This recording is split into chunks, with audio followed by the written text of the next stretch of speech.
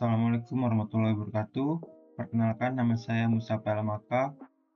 NPM saya 2413025029. Saya dari PTI kelas A. Jadi di sini saya membuat video tentang pembuatan garis DDA dan Bresenham,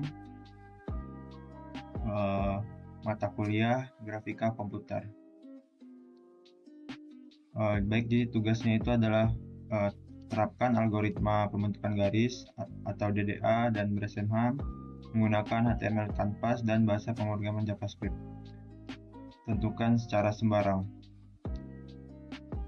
titik koordinasi awal atau x0, x dan y0, titik koordinat akhir x1 atau dan y1 yang berjarak lebih dari 20 pixel. Kita di sini disuruh membuat kode program dan video penjelasan hasil eksekusi dengan tabel penelusuran keluaran atau tabel iterasi, dan pemetaan titik-titik koordinat pembentukan garis dalam grid. Contohnya yang terlampir menggunakan sistem koordinat layar, yaitu bukan sistem kartesius. Dan yang terakhir, kita disuruh menjelaskan perbandingan antara algoritma garis DDA dengan Bresenham. Baik, pertama-tama kita akan membahas garis DDA terlebih dahulu. Baik, untuk Y0 sampai Y1, X0 sampai Y1 itu saya tentukan secara sembarang, yang mana sudah diberitahu bahwa kita dibolehkan untuk menentukan secara sembarang X0 sampai Y1. Baik, kembali lagi ke dalam Excel pembuatan garis DDA. Dan nama saya di sini Musa Pelamaka, NPM 29. Jadi kita pertama-tama akan mencari nilai DX, mana semua rumusnya sudah saya cantumkan di bawah sini agar lebih mudah. Kita akan mencari DX terlebih dahulu, yang mana DX sama dengan X1 dikurang X0. X1 adalah 14 dan X0 adalah 5, yang mana 14 dikurang 14 dikurang 5 adalah 9.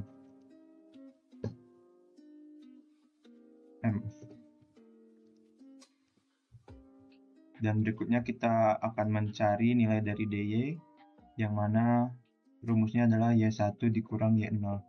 Y1-nya adalah 13 dan Y0-nya adalah 18. 13 dikurang 8 adalah 5.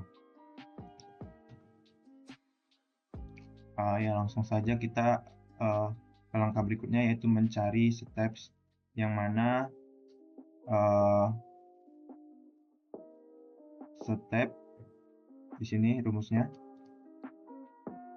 ada dua kemungkinan, yang mana jika dx lebih besar dari dy, maka stepnya sama dengan dx, dan jika dy lebih besar dari dx, maka stepnya adalah dy. Di sini kita lihat dulu dx-nya sama dy-nya lebih besar yang dx, berarti stepnya di sini adalah 9. Oke, baik teman-teman, kita akan lanjut lagi mencari x increment, yang mana rumusnya sudah saya cantumkan juga, yaitu x increment sama dengan dx dibagi step. Dx tadi kan 9 dan stepnya 9, maka x increment-nya adalah 1. Selanjutnya yaitu mencari y increment, yang mana rumusnya adalah dy dibagi step. dy-nya adalah 5 dan stepnya adalah 9, maka kita bagi dulu. Kita buka kalkulator dulu agar lebih cepat.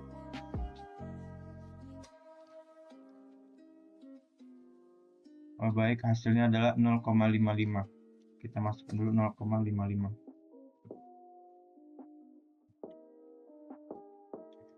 Baik, langsung saja kita isi untuk tabelnya.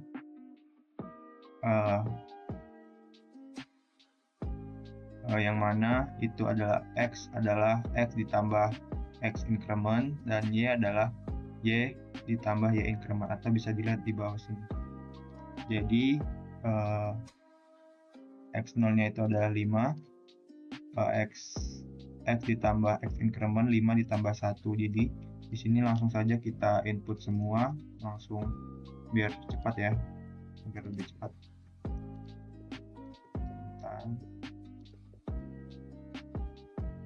Dan yang berikutnya Y increment, tabel Y,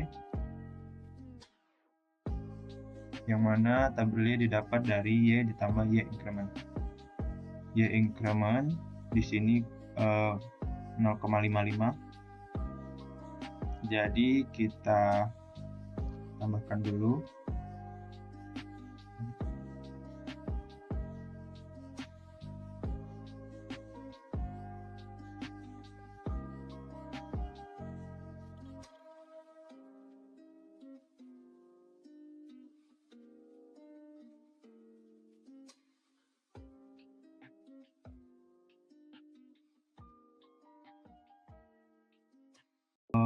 Jika komanya itu lebih dari 50 atau di bawah 50, maka akan dibulatkan. Jadi contohnya itu kita lihat yang pada yang 8,55 ini kan di atas 50 ya komanya, jadi akan kita bulatkan jadi 9. Jadi kita tulis sini 5,8, itu 6,9 karena sudah dibulatkan. Terus di sini 7,9, maaf,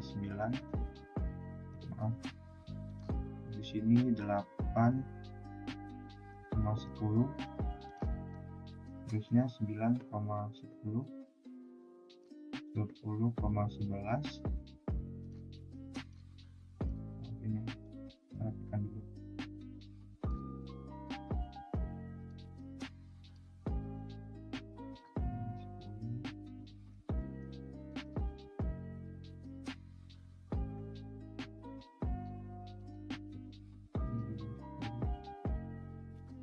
Ini 11 dan 11 juga, 12 dan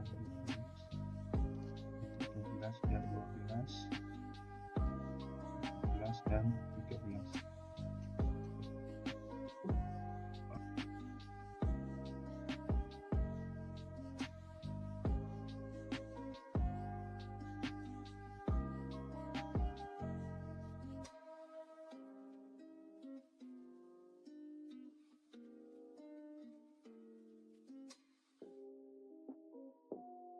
Baik, setelah kita sudah menandai diagramnya, kita akan menambahkan garis. Kita pergi ke shape dan lines, kita tarik dari paling titik awal ke titik akhir.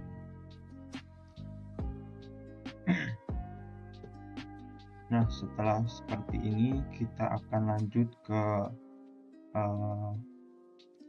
codingannya. Kita masuk ke Visual Code ya. Oke, di sini saya sudah menyiapkan programnya. Jadi kita membuat dulu awalannya dengan tanda seru dan enter. Oke, terus itu kita masukkan nama di sini ya, nama filenya, dan di sini saya menambahkan body. Kita menambahkan warna alas, yaitu warna dark cyan. Terus kita buat kanvasku dengan lebar 50 dikali 500 dikali 500 pixel. Baik, langsung aja kita lanjut ke scriptnya. Di sini kita akan memanggil kanvas kita tadi dengan menggunakan let canvas sama dengan dokumen get element by ID. Nah, ini kita manggil kanvas kita tadi.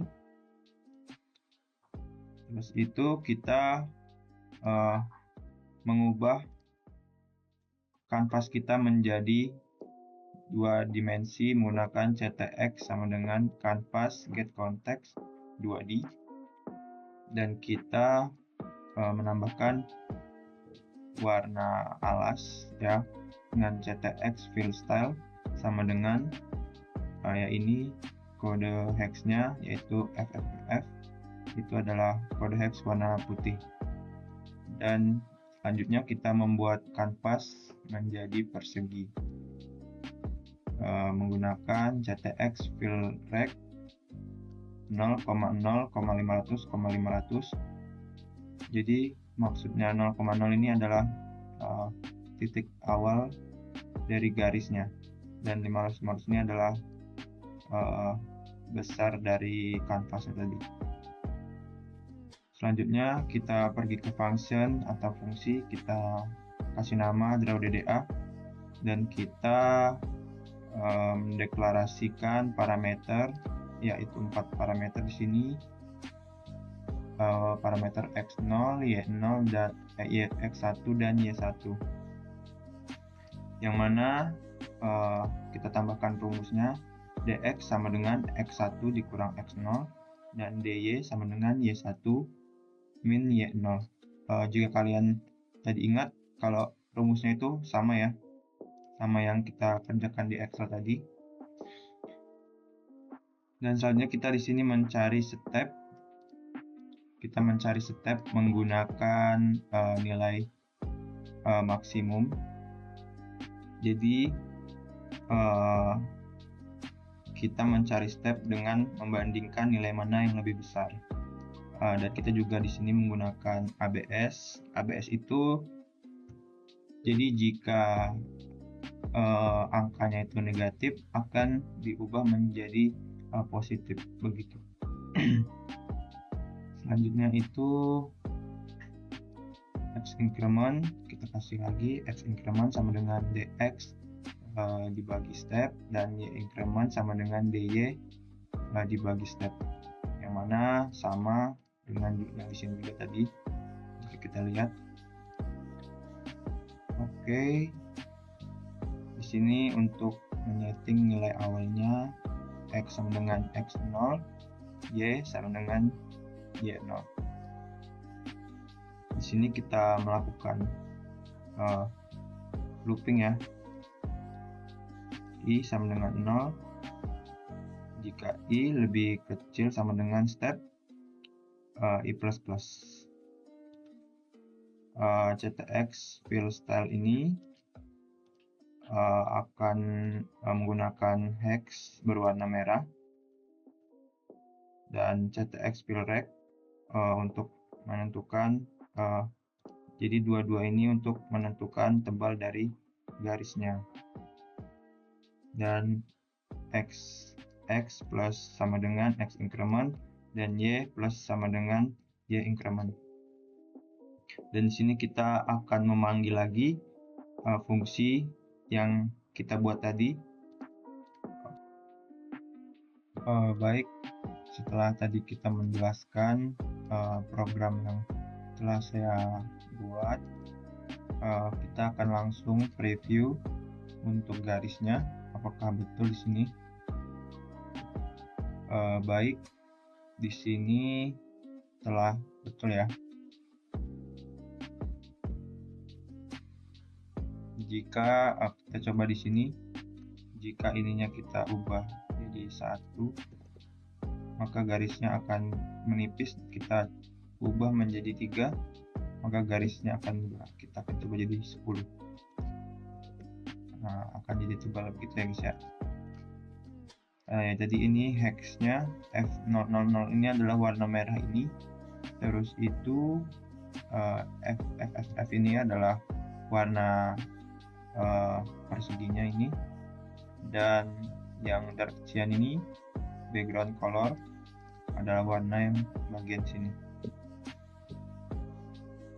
Oke, untuk garis DDA-nya sudah selesai tadi kita kerjakan. Kita lanjut ke garis Bresenham. Jadi kita langsung saja ke garis Bresenham.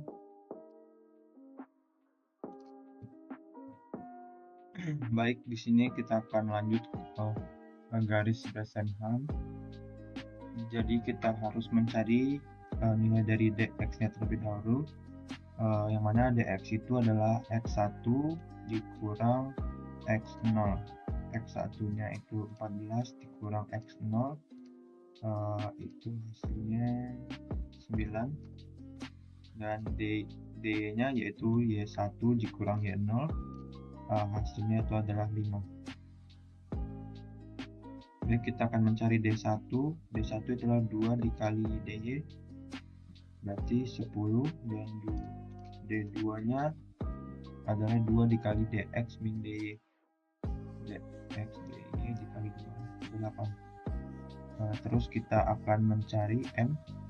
Jadi M ini ada 2 opsi untuk mencarinya, dengan syarat jika M itu belum ada nilai atau 0.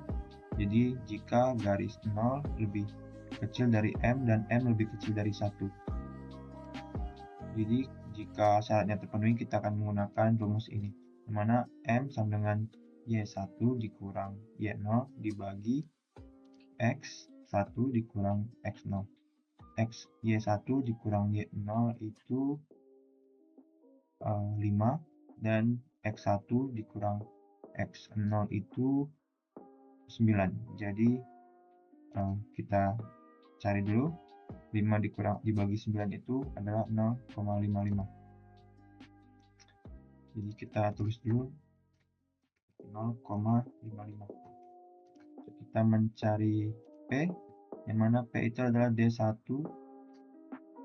Di sini D1 dikurang DX, hasilnya adalah 1. Baik,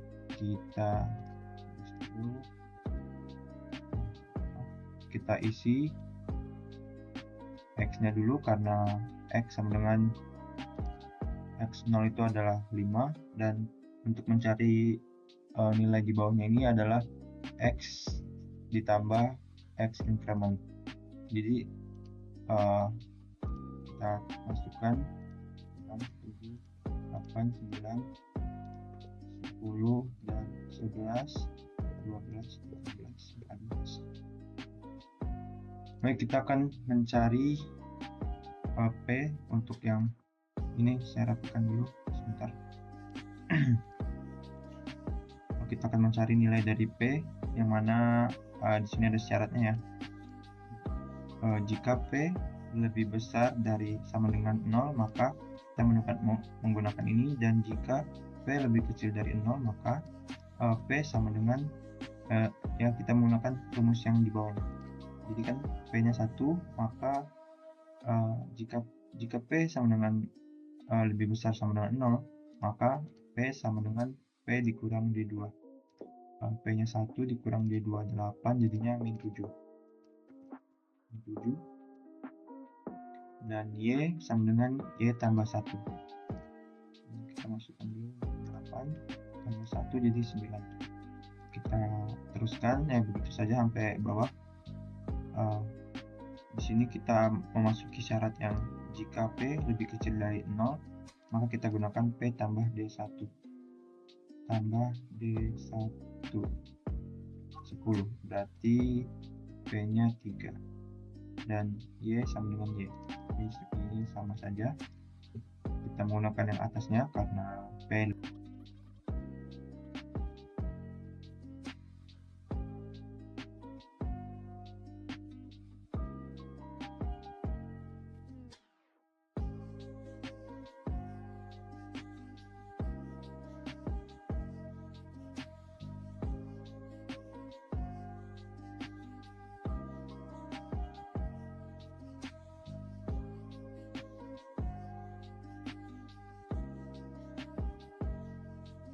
Baik, kita lanjutkan. Jadi langsung saja kita buat diagramnya. 5, 8 di sini. Terus itu 6, 9, 7, 9 sini, 10, 9, 10 juga, 10 itu 11, 11 juga sama saja 11, 12, 12, 13, 12,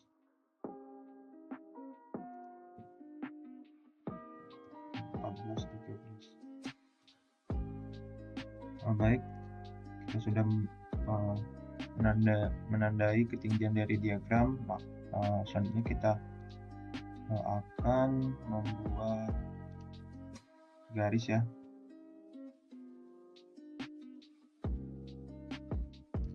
Nah, jadi seperti ini garis Bresshenham. Baik, kita lanjutkan ke kesimpulan yang saya dapat dari pembuatan garis DDA dan Bresshenham. Yang pertama itu adalah algoritma DDA menggunakan perhitungan delta X dan delta Y untuk menentukan garis, sedangkan algoritma Bresshenham menggunakan perhitungan 2 delta Y dan 2 delta Y min 2 delta X. Baik, kita lihat dulu, kita buktikan. Garis DDA itu delta X dan delta Y.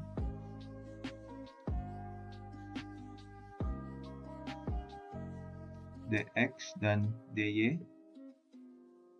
Betul ya. Terus kita lihat lagi. Bresshenham menggunakan 2 delta Y dan 2 delta Y min 2 delta X.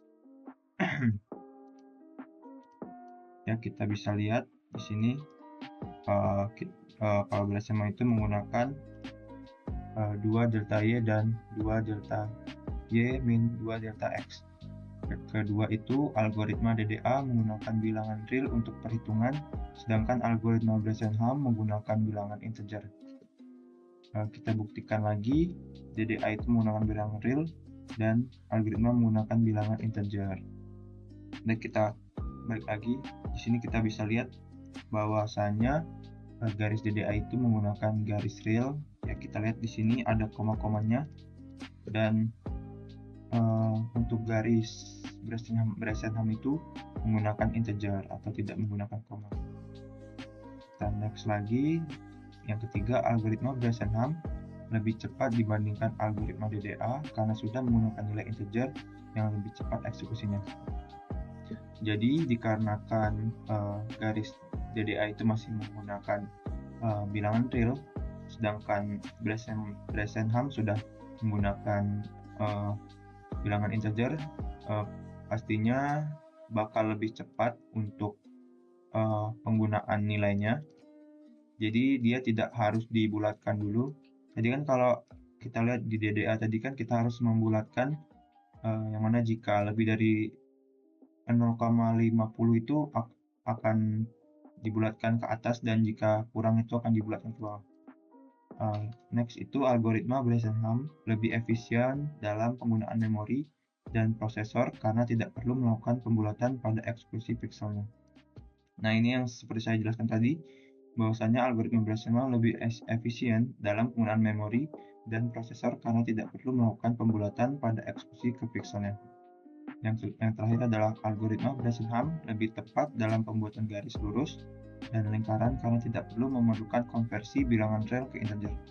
Ya, balik lagi ke yang saya jelaskan tadi, ya bahwasanya kalau Bresshenham itu tidak harus mengonversi bilangan real ke integer, jadinya akan lebih tepat dalam pembuatan garisnya. Mungkin segitu saja yang dapat saya sampaikan. Jika ada salah kata atau salah penyampaian, saya mohon maaf. Saya tutup. Wassalamualaikum warahmatullahi wabarakatuh.